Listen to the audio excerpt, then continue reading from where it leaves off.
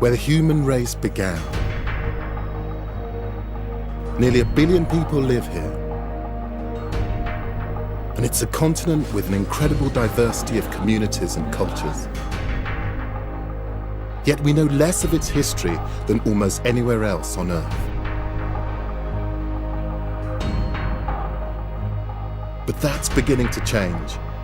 In the last few decades, researchers and archaeologists have begun to uncover a range of histories as impressive and extraordinary as anywhere else on Earth. It's a history which has been neglected for years, and it's largely without written records. But it is preserved for us in the gold and statues, in the culture, art, and legends of the people.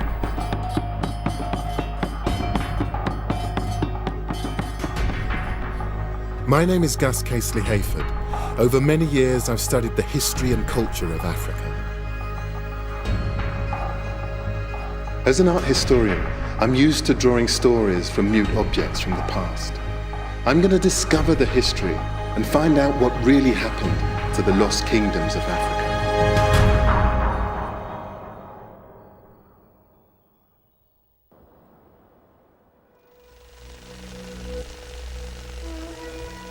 In 1871, a German geologist exploring southern Africa stumbled across these extraordinary ruins.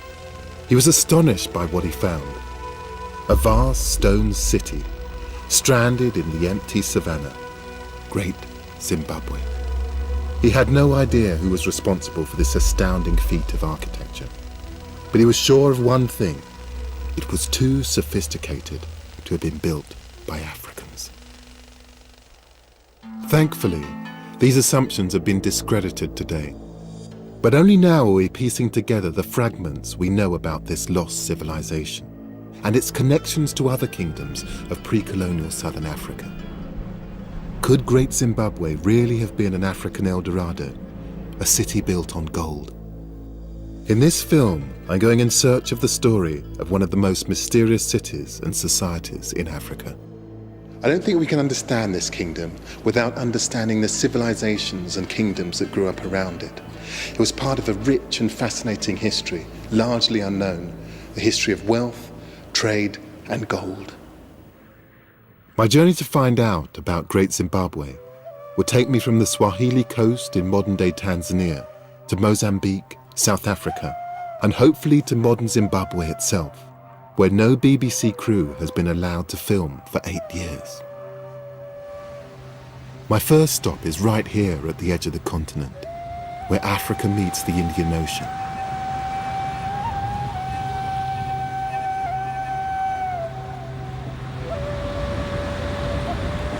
This is the ancient Swahili coast. For centuries, people have been drawn here from as far away as China, India, and the Middle East. And they've been drawn here by trade in goods, but particularly trade in gold. For many years, Western scholars paid little attention to the history of this coast. They didn't think it fitted into the wider trade patterns of the ancient world, to Arabia in the north and India in the east. But recent research now suggests that this coast was central to an international trade in gold. Gold which originated in Great Zimbabwe, 1,500 kilometers inland. And I think this ancient trade route may lead to a better understanding of what Great Zimbabwe actually represents in the untold history of this continent.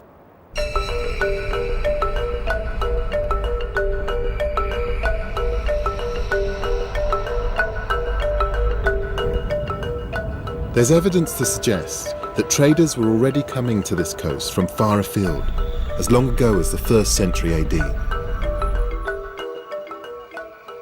I've got my holiday reading with me, which is, it's a bit more than holiday reading. This is the Periplus of the Erythraean Sea, which is a 1st century guide to the Indian Ocean. It talks about all the sorts of wonderful places that merchants and sailors could have travelled in that time to ply their trade. And it talks about this place called Rapta, which is supposed to be the most southerly port in Africa that you could then travel to. The Periplus is an ancient Greek text which describes the ports and cities which dot this coast all the way up to Arabia. According to the Periplus, Rapta was the place where traders from India and Arabia came to buy ivory, fine tortoiseshell and rhinoceros wool. In return, the people of Rapta imported spears, daggers and glass. But unfortunately, the Periplus is vague on the exact whereabouts of Rapta, and the stories of this trading city have been dismissed as legend. Now, however, Professor Felix Chami of the University of Dar es Salaam in Tanzania thinks he might have found it. Are you Felix? How are you, man? Hey! Hi, I've heard a lot about you. I've been reading my Periplus in preparation for this. Good, man. Well, I know you're the man to show me around. You're welcome. I mean, the legendary Rapta. I mean, if you found it, this is quite something, so I'm expecting a lot.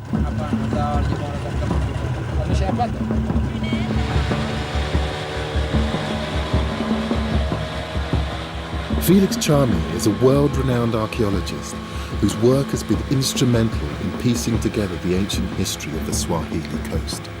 If he has indeed found Rapta, this will rank as his greatest discovery yet. It will also prove that this region was a vibrant part of the ancient world. Did you see a crocodile? Seriously? Yeah. Oh, that's huyu bwana mpiga picha mzunguke huyo, mzunguke. It's a lizard, isn't it? Monitor lizard. It's just amazing. Felix and I are on the Rufiji River, which flows to the Indian Ocean from deep within the African interior. You managed to do it and not get any mud on your shoes? Yeah. The other side was better, I told you. Felix believes that Rapta once stood near the banks of this river. But Felix's idea of Nia is a little different from mine. It's also dangerous. You can see there are snakes here. There are snakes. And when you are not a big fan of snakes, Felix. The kind of snakes? All sorts. Pythons. Pythons? Pythons, yes. The Periplus talks of Rapta as a great trading centre, a cosmopolitan metropolis where traders from all over the ancient world would meet and barter and try to make a quick buck. But it's difficult to imagine such a vibrant place existing here, in this riverside wilderness with crocodiles and snakes. I'm beginning to wonder if the charming Felix Chami has made a mistake. Then, 1 hour later, in the dirt beneath our feet, fragments of an ancient world emerge. This is the beginning of what I call Rapta site. And actually, if you look down, there are pottery of 2,000 years. Probably it's been brought down from the settlement. And if you again move and see the ground, yes, you can see, for example, you can see this one. This is a piece of pottery. For sure, it is 2,000 years old. Once you get your eye in, they're everywhere, aren't they? Yeah, and actually, if you are able to clean this ground, you'll see more. You can see like there's another piece there. Yes. And when we go up, I'll show you more. Buried beneath the dirt and foliage of this isolated wilderness, Felix thinks he's found something remarkable. Shards of pottery, tantalizing evidence of an ancient settlement. So somewhere under here may well be the remains of Rapta. Exactly. Felix thinks he's found Rapta because of the age and variety of the pottery which lies hidden beneath the surface. I promise you that I'll show you some pot sheds. They are 2,000 years old. 2,000 years old. Actually, carbon-14 dating for this material is giving us a date of 200 to about 300 AD. So 200 AD is a common date here for this kind of pottery. Are these imported or are they made? They are local. They're local? They are local, yes. Have you found pottery that has come from beyond these shores, beyond? Yes, we have found good amount of ceramics which are brought from different parts of the world. This pottery from Egypt was examined by a professor in Sweden And he confirmed this pottery is from the Nile Valley. You can see the texture of it. It's incredibly fine and light, isn't Exactly, exactly. You can even see the color of it, the pinkish color of Yes. it. No? It feels like we're in the middle of nowhere, but the evidence from the pottery, its age, its varied provenance, and the sheer amount of shards suggests that Felix might be right. That in this empty place, a trading centre once thrived, playing host to merchants from as far afield as ancient Egypt and India. Evidence that, from the earliest of times, this part of Africa had established trade routes with the wider world. Talking to Felix, I mean, he's opened up a whole raft of possibilities of where to explore next. But more than anything, it's this idea that this was the hub of a whole network of ports that ran down this bit of the coast.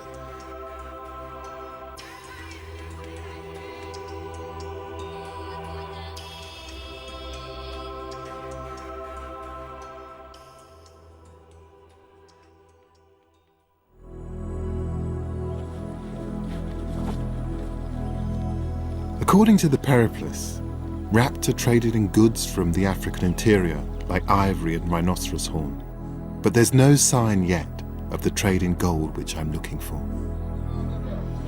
But as I head back into town the next morning, toward the markets that bustle here today, I can hear the evidence of a legacy of trade, exchange, and contact with a world beyond this coast in the language that people speak.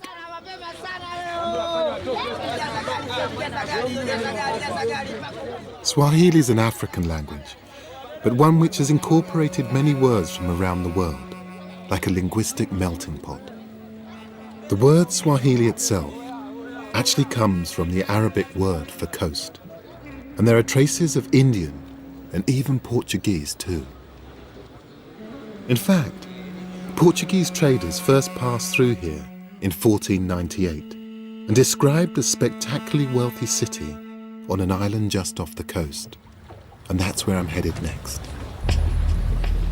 The Portuguese produced these absolutely beautiful maps and illustrations of this gorgeous place. And they just look so deeply impressive.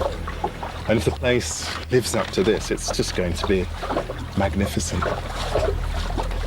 The city was Kilwa Kisiwani, a city whose streets the Portuguese describe as overflowing with gold and filled with black moors, the old European term for Africans.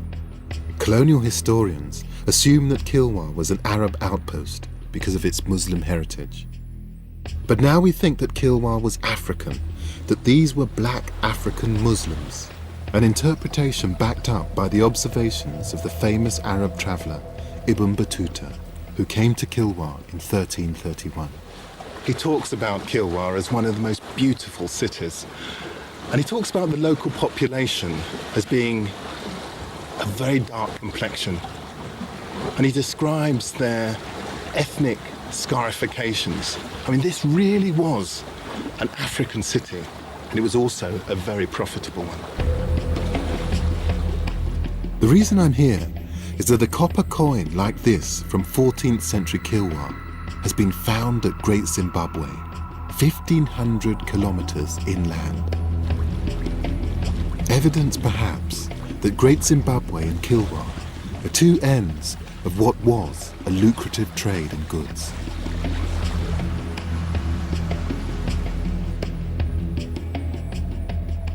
Those early Portuguese travellers described a city of fine coral-built houses and the ruler's 100-room palace full of gold, silver and precious stones. The site is still spectacular today. Among the ruins are the houses which would have accommodated the travelling foreign traders who regularly descended on Kilwa from across the ocean. Local guide Athmani Abdullah has agreed to show me around. So why particularly Kilwa? Why was it such an important post in terms of the trading network along the coast? Yeah, it was important because it was easier for the traders who used the sailing boats to come here. So it acts like a barrier, because when you come in, you can anchor easily, because these guys were traveling through the monsoon wind.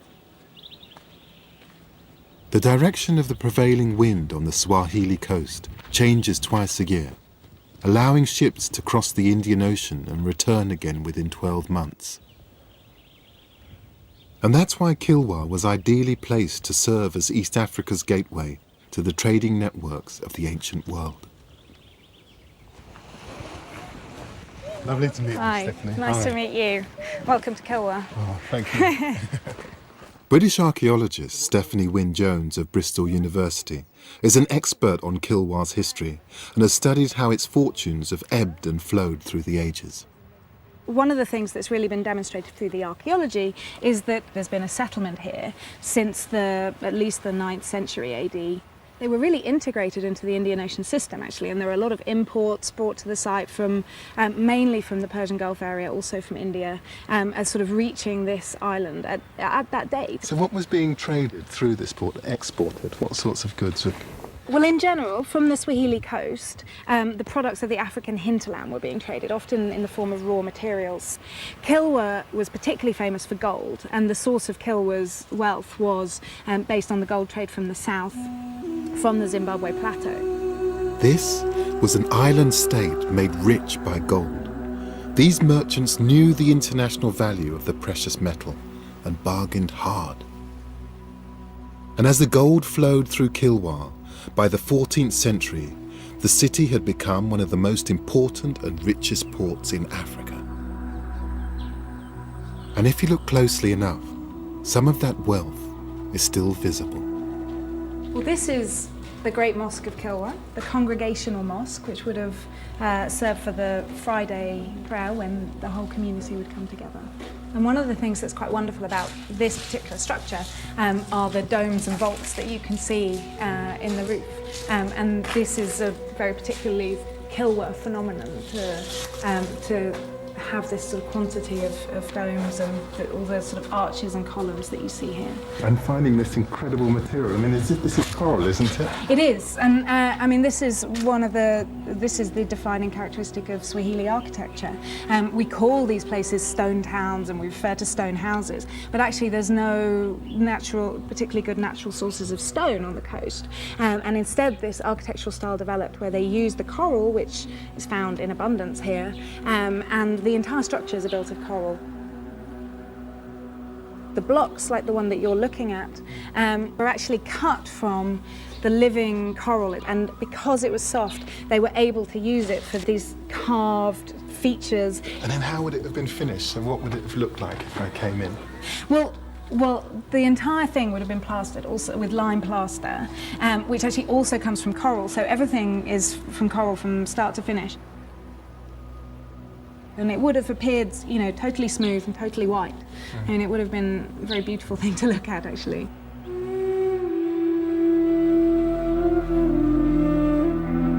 Beautiful and technically sophisticated. Many of the great buildings of Europe were built around the same time. The Piazza del Campo in Siena, the Cathedral of Notre Dame in Paris. To my mind, this is surely a match for them.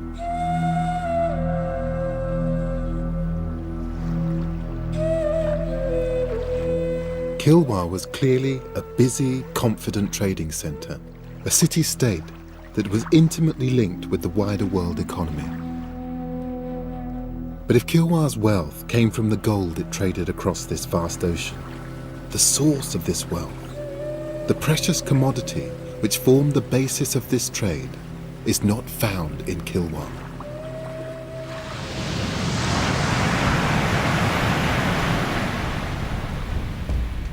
Africa's gold comes from deep inland, from the high plateau of Zimbabwe, 1,500 kilometers away. And now I'm going to try and trace this gold route to its source. I'm traveling inland from the coast, heading west toward the ancient gold lands. And somewhere out here, I'm hoping to find an outpost of one of Africa's greatest kingdoms. We know that Great Zimbabwe was at its zenith in the 13th and 14th centuries, just when Kilwa II was at its height. But Great Zimbabwe is still 2 countries, 1 visa application and many days' travel away. I'm looking for outposts of this gold trading kingdom here in Mozambique. Tantalizingly, my guide tells me that there's a Zimbabwe-type ruin just 70 kilometers inland from here. This site, Manikeni, is mentioned in the history books, but I can't find it on any map. Por favor, onde está Manikeni? Manikeni é daqui a 32 quilômetros. Well, these sandy roads are a bit of a challenge actually, but I'm a bit more used to acting in rush hour than this, but I'm loving it nevertheless.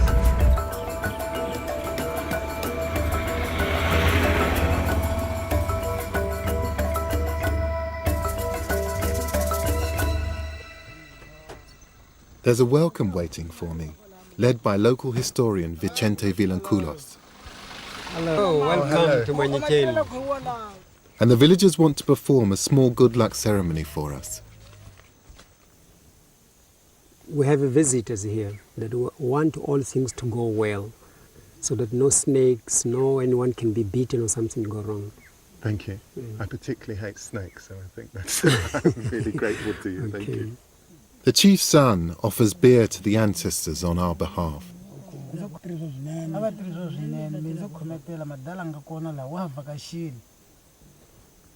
The ancestors have heard us and have welcomed us. Thank you very much. Thank you, Chief. With the blessings of his forebears, Vicente and I set off for the ruins of Manikeni. And what was its relationship to the coast and also to Great Zimbabwe? Actually, Manikeni was in between the coast and the Great Zimbabwe. People from the coast used to bring things to trade here, and this was a trading place. Actually, Manikeni means, it's a Bantu word that means the place where people can give to each other. Really? Yes. I see. That's what is the meaning of Manikeni. The existence of Manikeni was barely known to scholars until the 1970s. But when archaeologists did come to dig it up, they were rewarded with some clues about its past. We found things like gold, things like copper wires, things like blades, things like glass beads. But this is a lost history in more ways than one. The museum which housed most of Manikeni's treasures was destroyed by fire. But while the artifacts have gone, the knowledge remains. We know that gold was found in the graves of Manikeni's elders, and that there are some startling links to Great Zimbabwe. This grass here is typically from Great Zimbabwe. In Mozambique can be found just in this place. Yes. So this grass, this particular variety of grass, yes, this one is only found in Manikeni and Great Zimbabwe. So they brought this grass to feed their cattle. We don't find this kind of grass anywhere in Mozambique. Mm-hmm. So we believe that it was brought here mainly to feed the cattle. Great Zimbabwe means houses of stone. The walls of Manikeni appear to have been built using a similar technique. Vicente is certain that the trading community at Manikeni was once closely connected to the kingdom of Great Zimbabwe. So this is the walls of Manikeni. They were built stone on stone, and it stood for many years and very strongly. And after doing business, people from the coast and people from Grand Zimbabwe, whatever they exchanged like gold and beads and other things, they used to take this way to lead them to Grand Zimbabwe. Wow. So this is the gateway. This is the gateway. Great Zimbabwe. Yes. Manikeni seems to have been a crossing point in two senses.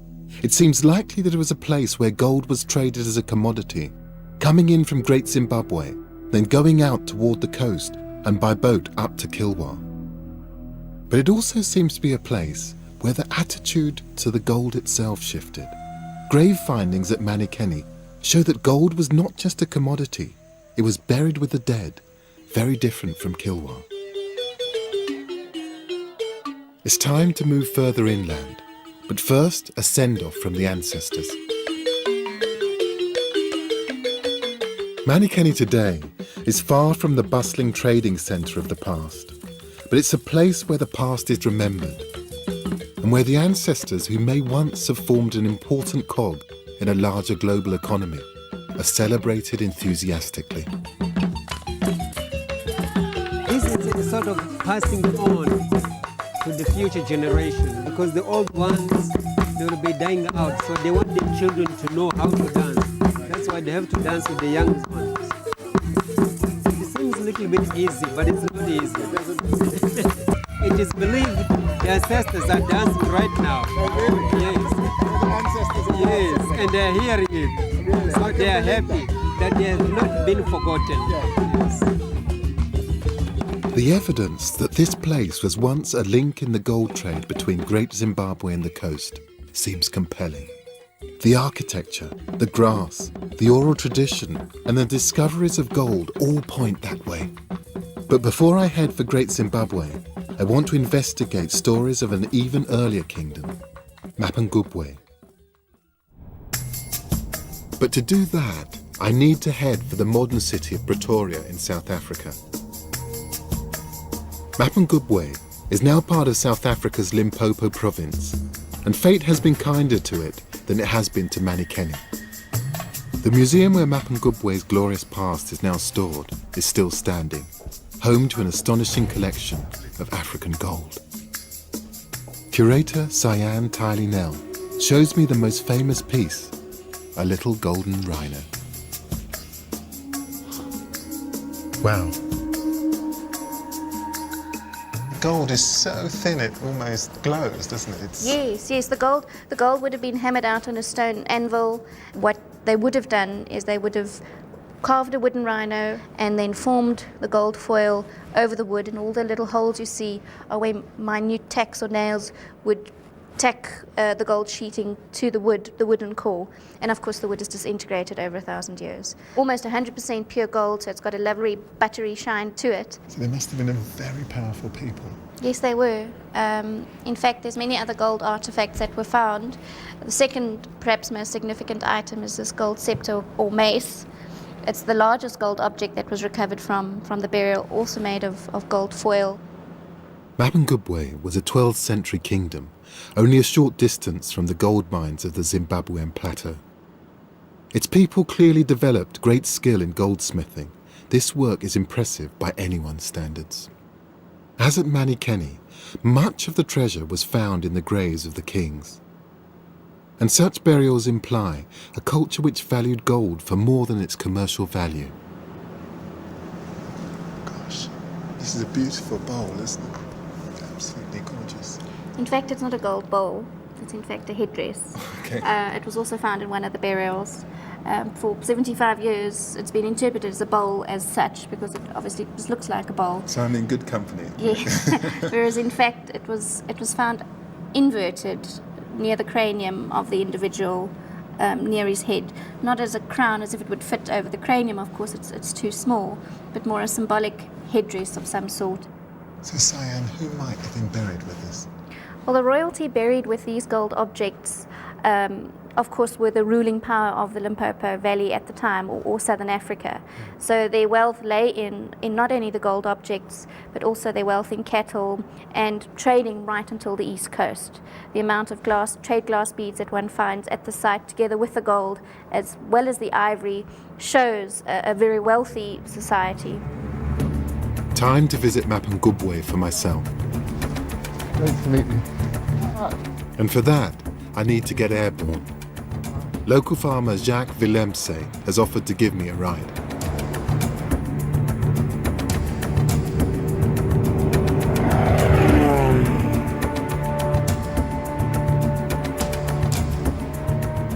From up here, things become a bit clearer.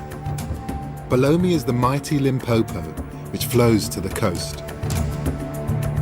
This huge river was for centuries a highway which carried people and goods from the interior to the coast.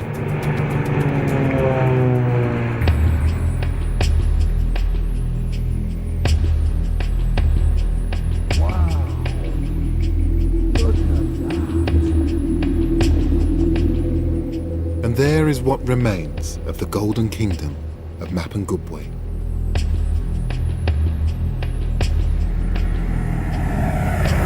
Today, Mapungubwe is part of South Africa's national park system. The heart of the old kingdom is Mapungubwe Hill. Park Ranger Cedric Setlako has agreed to show me around. This is the hill itself, Mapungubwe Hill, where people lived about 1,000 years ago. Wow. Archaeologists believe that Mapungubwe's reach spread across southern Africa from the 11th to the 13th centuries, and that after the kingdom collapsed, some of its people may have headed north and founded Great Zimbabwe. It was one of the most complex societies in southern Africa, with a rigid division between the king, his ministers, and his subjects. The king was buried here with a lot of artifacts. If you look at the hill itself, I mean, why the people would choose to live up here is because if you look around it, I mean, it's just sheer rock. I mean, there's no way that you can be able to access this hill. There's only one way up to the top. The kingdom's rulers kept the hill to themselves. Ordinary members of Mapungubwe's society were not allowed in. Even in modern times, the hill still holds mystical powers to the people here. Most of the people long back used to believe that you wouldn't even look at the hill itself. Really? They were even scared to look at the hill. I mean, even the person who brought the first people to discover the site, I mean, he had to turn his back and sort of like pointed, there is the hill right behind me, and I'm not going there. Really? Yeah. So what might happen to you if you did look at the hill? Some people believed that you would go blind or lose your life or die or something like that.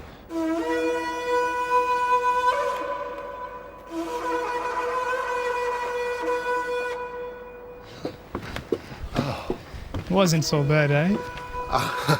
Well, this view completely makes up for Yeah. any tiredness I feel about that climb. It's just glorious. I mean, And suddenly you amazing. understand why you would want to build up here. Archaeologists have found remnants of the site of a grand stone enclosure here, with huts for servants and a wooden palisade built around the summit for privacy and defence. It was also where Mapungubwe's rulers lived and died with their gold.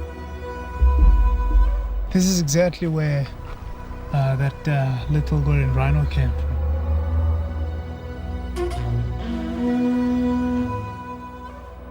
Just from around here, it's exactly where it was discovered. And also to indicate to you that from the bush back there up to here, this whole area, this was a burial site.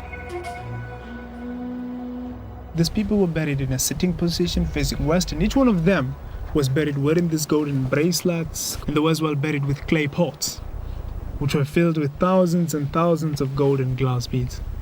So Cedric, why was this site so important?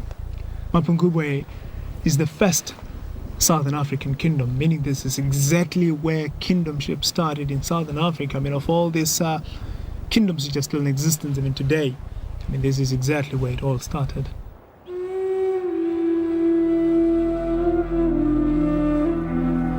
The wooden and stone structures which would have stood here have long since disappeared. But the gold artifacts in Pretoria testify to this ancient kingdom's existence, its power and its wealth. But Cedric is keen to show me one aspect of Mapungubwe life that still survives today. Now we have a game here.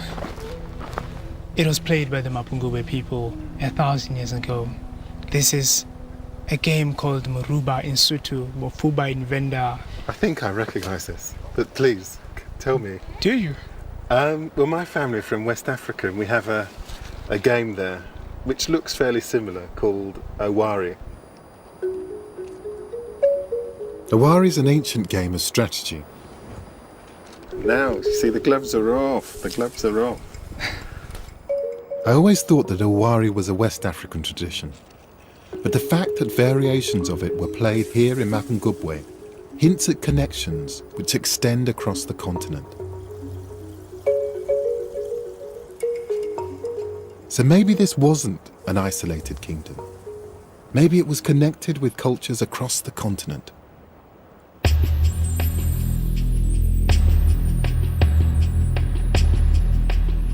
The outline of Mapungubwe's society may be faint today, but the kingdom's geography seems clear. The subjects and their families lived at the bottom of the hill, and at the top, protected by the forbidding stone enclosures, were the royal family and their retinue. I think one of the things that has really struck me is how complex the sociology of this particular area is. I mean, if you imagine the people came and they settled here, but they didn't just settle here, but they created a really complex social system. The support of all the people who would have lived down here, farming, trading, bringing the water up, all of that infrastructure to support the family, the elite that lived up there. And this was a real departure for this bit of Africa, a settled, hierarchical society, and one that seemed to, at least for the period in which it was here, to really work as well.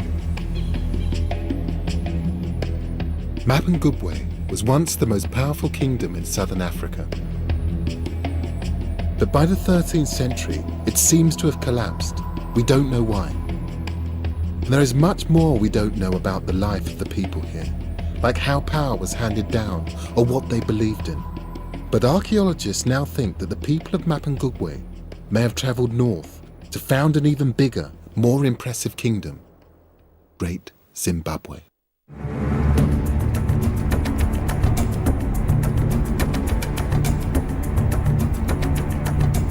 Good news!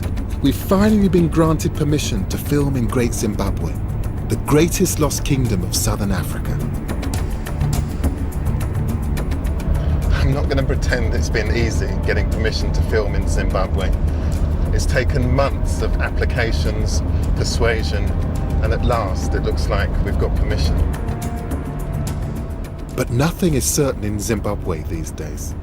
Even with our permissions, there's still a border to cross.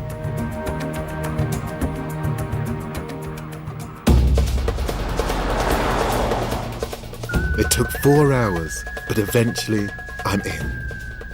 A 16th century Portuguese captain described Great Zimbabwe as an almost mythical city.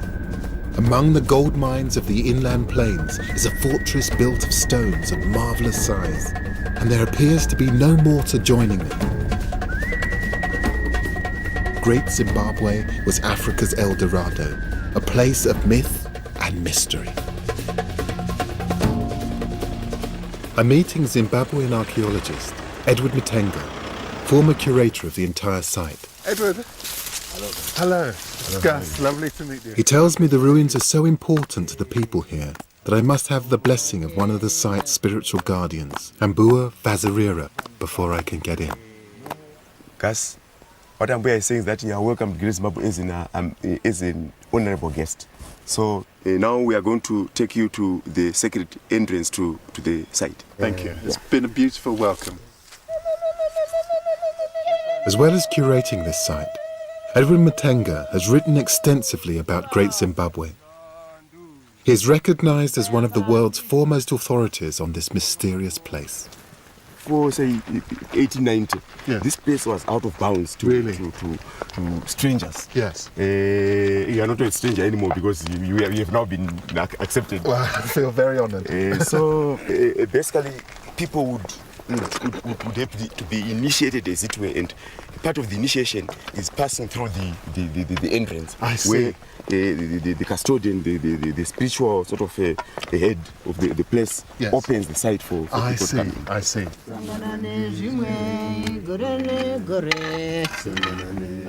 So she is the key to the site. Yes, she's the key.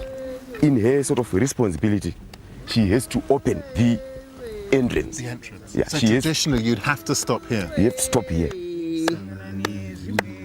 Hey. Wamatorefu. Izarura muzaririwe. Ambua is one of several people who claim to be the spiritual guardians of this site. It certainly is an impressive performance. Ngazvidzoke muzariri. Ndatenda. She's saying that now you can enter the site. We can enter the site. Yeah. Okay. Gore ne gore, kusangana nezvimwe, gore ne gore. Oiwowe, gore ne gore.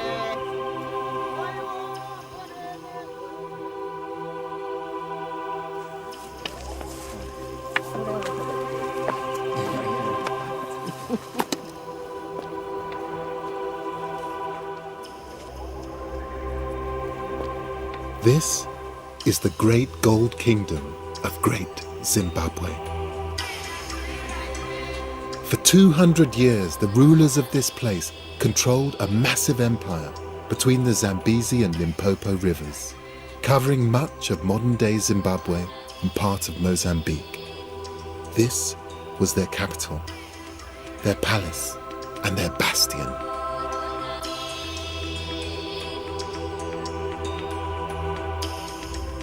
This is the cradle of a lot of people who live in this region. The descendants of people who used to live here are now found in South Africa, in Botswana, Yes. in other countries. From the 13th century to the 15th, these people controlled the gold mines of the plateau. Here in stone is their expression of that wealth and power. Walls that soar out of the earth, that curve and flow around the contours of the ground, creating narrow passageways and forbidding enclosures. This is a stunning feat of architecture. There is nothing gluing these walls together, just an extraordinary precision and craft. This is the highest wall at Great Zimbabwe at 11 meters. It is 6 meters wide at the bottom. It is estimated that about more than 1 million bricks are pegged into this wall. At its height, this place was a medieval city, home to 25,000 people, seemingly divided into social groups. Right now we are on the summit of the Zimbabwe Hill. This is called the Zimbabwe Hill Complex. There are 3 sort of areas of making up the site. We got the Hill Complex, we got the valley ruins, of which the largest building, the Great Enclosure, is located there. And then beyond the stone walls, and least obvious, of course, to many visitors, is the fact that there were a lot of housing units, dense housing units that were located outside the enclosures and over an area of about 720 hectares.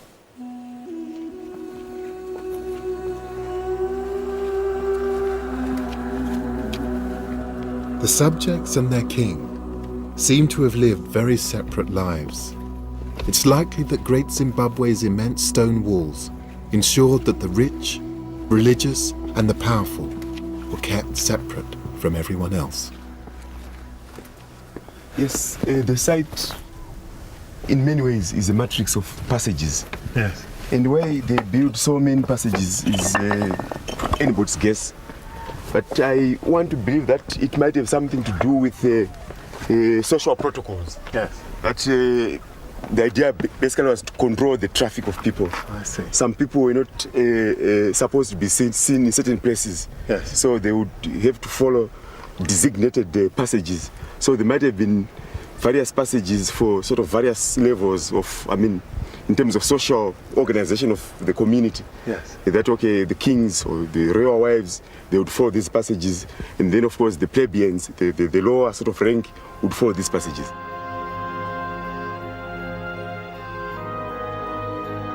But for decades, the significance of this place, what it meant, who built it, has been fiercely debated. The British, who ran this part of the world in the late 19th century, believed that a non-African people must have built this kingdom.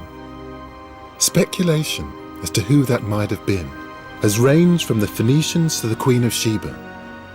When this country was run by its white minority, the idea that anyone but Africans built this city was actively and enthusiastically promoted. But carbon dating technology has ruled out ancient foreign civilizations as being responsible for Great Zimbabwe. There's no evidence in this architecture to suggest that this place was built by anyone other than those who came from here. And the evidence from earlier settlements like Mapungubwe shows a continuity of southern African culture. The settled view now is Great Zimbabwe was built by Africans. Archaeologists are also sure that this place was a rich trading kingdom. A wealth of trading goods, beads, bracelets, porcelain and glass from China and the Middle East have been found here, along with gold, mined only 40 kilometers away. Gold was obviously very important, and we know there was traffic between this place, or the southern African hinterland, and the East African coast, linking with China, with India, with the Middle East. Yes. And that was one factor that might have caused people to become wealthy and build these structures as an expression of that wealth. One artifact in particular shows the links between Great Zimbabwe and the wider world. It's a 14th century copper coin like this one from Kilwa Kisiwani, the great trading city on the coast. A place which derived its wealth by selling on the gold from Great Zimbabwe to the rest of the world. Two ends, the same trading route.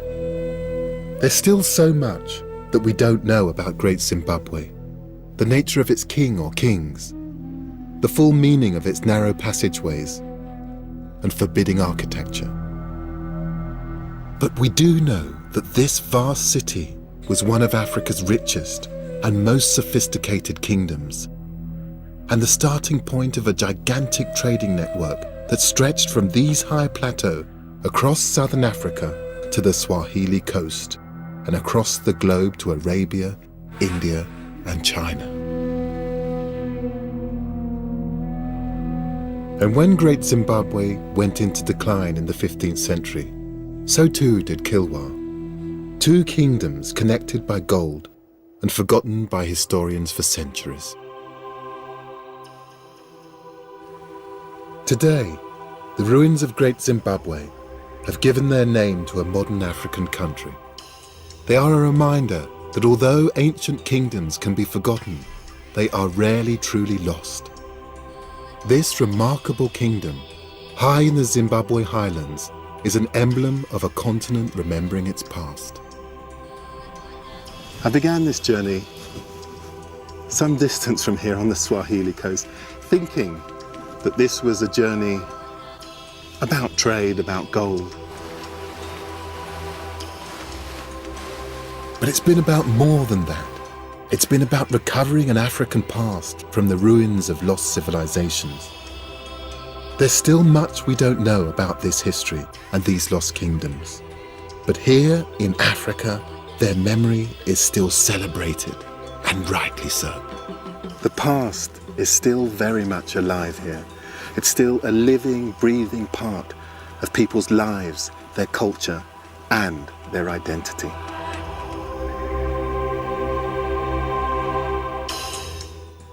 Coming up tonight here on BBC4, we're staying in Africa as we explore the world in 80 treasures. The Ark of the Covenant from Ethiopia is up next.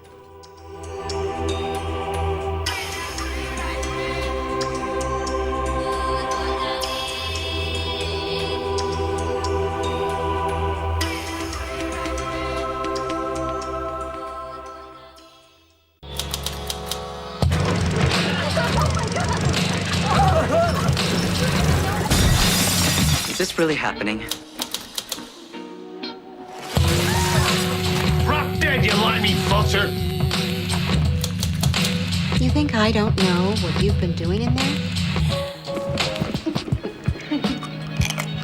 I am so high. And while you're distracted, I'm gonna take off my shoes. Is that okay?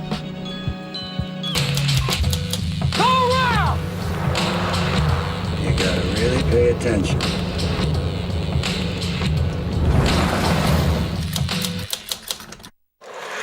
Your words, not mine. Madmen, You have everything, and so much of it. the multi-award-winning drama returns next Wednesday at 10 on BBC4. Woo!